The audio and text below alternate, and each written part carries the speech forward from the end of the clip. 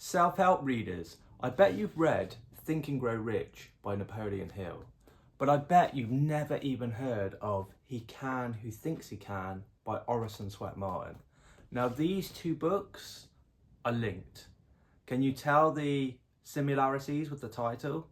Now, Napoleon Hill dedicated his life work to writing this book. He studied hundreds of successful people and looked at their traits, and the idea behind the book was to put together the success principles for earning money. But he got all of his ideas from He Can Who Thinks He Can. I know this because I read somewhere that when Napoleon Hill died and they were clearing out his property, they found this book in one of his drawers and there was writing all over it.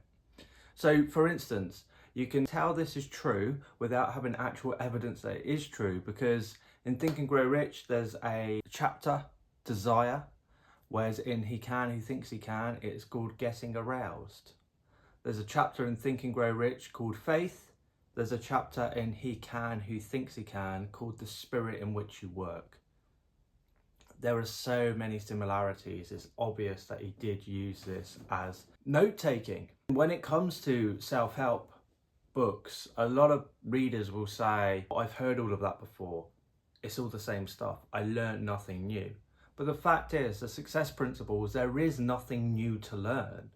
It is all regurgitated. It's a rehash of old ideas, because those old ideas are truthful ideas that work. And reading them won't make you successful. What makes you successful is actually applying them. I've noticed in my own self-development journey, you have to hear the same message communicated in sometimes hundreds of different ways in order for it to really sink in to your subconscious mind. Because if you just hear something once, you might intellectually understand it, but that doesn't mean you emotionally understand it.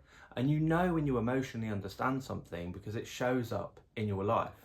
So it's really interesting. And personally for me, I've read Think and Grow Rich hundreds of times because Bob Proctor told me to. But this is when I came across He Can Who Thinks He Can. And actually, I prefer the writing of Orison, Swett, Marden. I'm a self-help author myself, so I do like words and I like the tone and the way things are put together. And I love the way Orison, Swett, Marden has written that book. I was reading a chapter last night called Freedom at All Costs.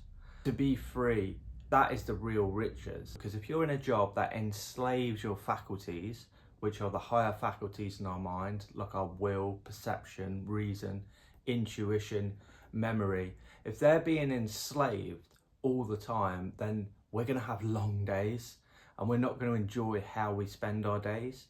So that freedom is really important so we can get into a creative state. If you've not read He Can Who Thinks He Can, I will leave a link in the description below so you can get your hands on a copy. I strongly recommend that you do.